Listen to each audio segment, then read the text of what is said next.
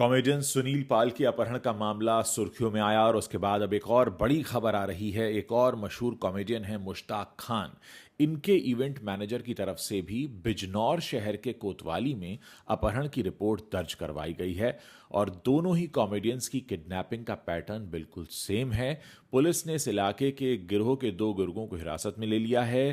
Police पूछताछ में यह भी पता चला है कि दोनों ही कॉमेडियन को बिजनौर में एक स्वयंवर बैंक्वेट हॉल है वहीं पर रखा गया था अपहरण के बाद, और पुलिस ने अब उस बैंक्वेट हॉल के गार्ड और मालिक को भी हिरासत में ले लिया है।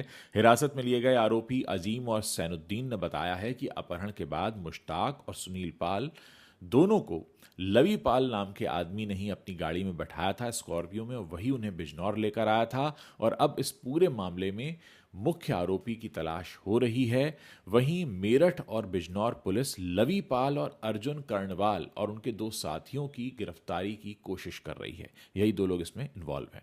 मेरठ पुलिस की एक टीम मुंबई भी आई और इस पूरे मामले में एक अलग ही तरीके के पैटर्न को फॉलो किया गया है। मुख्य अपराधी अभी फरार है, जो आरोपी है, और वारदात में नए नए खुलासे हो रहे हैं और पुलिस को अभी तक कोई ठोस कामयाबी हाथ नहीं लगी है। 10 से ज़्यादा लोग हिरासत में लिए गए हैं।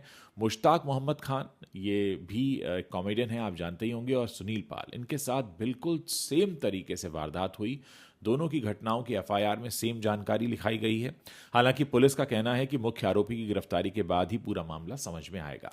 मशहूर कॉमेडियन जो सुनील पाल हैं, उनका अपहरण भी बिजनौर का लवी पाल गिरोह है, उन्होंने किया था, और मुश्ताक खान को भी इसी तरीके से परतापुर दिल्ली हाईवे पर एक जैन शिकंजी है, वहां बुलाकर अगवा किया गया और यहां से कार में बैठाकर ले गए। एक मकान में 10 घंटे तक बंधक बनाने के बाद 2.25 लाख उनके खाते से ट्रांसफर कराए गए। और मुश्ताक खान को भी मेरठ में एक अवार्ड समारोह के नाम पर बुक किया गया था। बिजनौर पुलिस ने मुश्ताक की तहरीर पर 10 दिसंबर की शाम ये रिपोर्ट दर्ज की है। यानी मुश्ताक के साथ जो हुआ और जो सुनील पाल के साथ हुआ, वो बिल्कुल सेम चीजें हुई हैं। 15 अक्टूबर 2024 को मेरठ से राहुल सैनी नाम के युवक ने मुश्ताक खान को कॉल किया था और उनसे कहा था कि जो फिल्म इंडस्ट्री के कुछ सीनियर लोग हैं, मैं उन्हें सम्मानित करना चाहता हूं और आपकी जो फीस होगी मैं आपको दे दूंगा। इसके बाद राहुल सैनी ने 4 नवंबर 2024 को 25,000 रुपये ऑनलाइन मुश्ताक के खाते में जमा करा दिए। बाकी रुपए इन्होंने कहा कि इवेंट पर जब आप आएंगे तब हम आपको दे देंगे। राहुल सैनी ने ही मुश्ताक का फ्लाइट का टिकट कराया। 20 नवंबर की शाम करीब 3:45 बजे मुंबई से दिल्ली तक एयर इंडिया की फ़्लाइट बुक की गई। इसके बाद मुश्ताक 20 नवंबर को दिल्ली एयरपोर्ट पहुंचे। यहां पर राहुल सैनी की ओर से एक बुक कराई गई कैब उन्हें मिली। मुश्ताक कैब में बैठ गए। कार में चालक के अलावा एक अन्य युवक भी था। वहां से वो मेरठ के लिए चल दिए। चालक ने यानी ड्राइवर ने मेरठ में जैन शिकंजी पर कार रोकी और वहां से दूसरी कार में बैठाया कि ये गाड़ी आपको मेरठ लेकर जाएगी। दूसरी कार में 2 लोग पहले से बैठे हुए थे। कार बदलने पर दिल्ली से लाने वाला ड्राइवर ही गाड़ी चलाने लगा। कुछ दूर चलने पर ड्राइवर ने कार रोकी तो 2 और लड़के आ गए और मुश्ताक ने जब विरोध किया तब तक अंधेरा हो चुका था। बदमाशों ने उनके ऊपर चादर डालकर गर्दन नीचे रखने को कहा और कहा कि शोर मचाया तो जान से मार देंगे। 3 से 4 घंटे तक कार चलती रही। फिर बदमाश उनको एक मकान में ले गए। वहां पर ड्राइवर के साथ 7 लोग थे और इसके बाद वो लगभग बेहोश हो गए।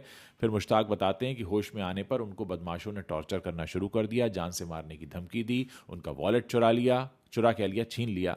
बदमाशों ने कहा कि उनकी पत्नी और बेटे से हम जो भी खाता बताएंगे उसमें पैसा डलवाना शुरू करो। बदमाशों ने मुश्ताक की पत्नी और बेटे से पासवर्ड पूछकर नेट बैंकिंग के जरिए 2 खातों से 2 लाख रुपए निकाले। शराब पार्टी वहां पर चलती रही। उसके बाद किसी तरह मुश्ताक जो थे वहां पर बैठे हुए थे, वहां पे उनको टॉर्चर किया जा रहा था। बदमाशों को जब थोड़ा सा नशा हो गया उसके बाद मुश्ताक मौका पाकर अपना सारा सामान छोड़कर वहां से भाग गए। कुछ दूर पर उन्हें एक मस्जिद दिखाई दी तो वहां एक मौलवी और कुछ अन्य लोग मिले। मुश्ताक ने उनको पूरी घटना बताई। अपने परिचितों को फ़ोन कराकर वहां बुलाकर उनके साथ निकले और इस दहशत की वजह से उनकी तबीयत भी बिगड़ गई। अस्पताल में भर्ती होना पड़ा। डायबिटीज़ के वो पहले से मरीज़ हैं। मुंबई पहुंचने पर उनकी काफ़ी हालत ख़राब हो चुकी थी। उनको मुंबई के कोकिलाबाई धीरूभाई अंबानी हॉस्पिटल में भर्ती कराना पड़ा, जिसके कारण वो पुलिस से शिकायत कर नहीं पाए। तबीयत ठीक होने के बाद उन्होंने ईमेल से बिजनौर पुलिस को सूचना दी।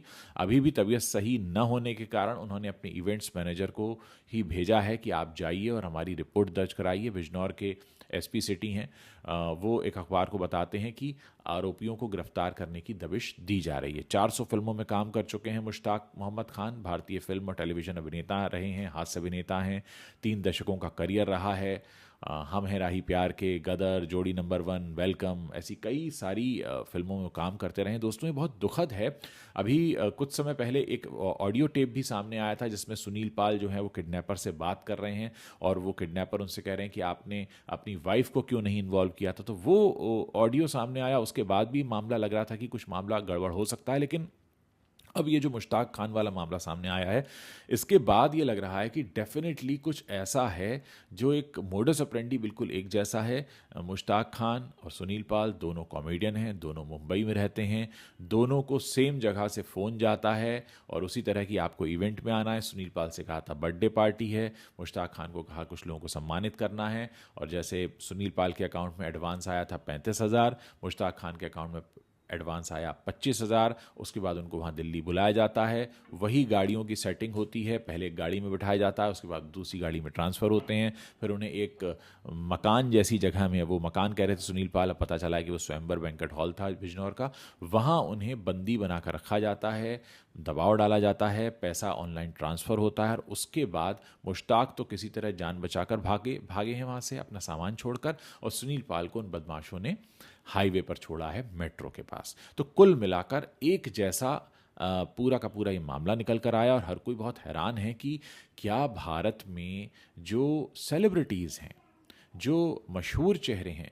उनको इस तरह से इतना आसान है अपने शहर में बुलाना, किडनैप कर लेना, बंदी बना कर रखना, ऑनलाइन पैसा ट्रांसफ़र करा लेना, और ये सब बिल्कुल खुलेआम चल रहा है। यानी कानून का कोई खौफ नहीं है, कानून का कोई डर नहीं है, बदमाशों को पता है कि वो पकड़े नहीं जाएंगे। आज के ज़माने में जब हर जगह सीसीटीवी लगा है, वो बाकायदा सुनील पाल के केस में तो वो दो ज्वेलर्स हैं, उनके अकाउंट में पैसा ट्रांसफ़र होता है, वहाँ से वो सोना खरीदने जाते हैं, उस ज्वेलर की दुकान पर लगे सीसीटीवी में दोनों बदमाश दिखाई दे रहे हैं।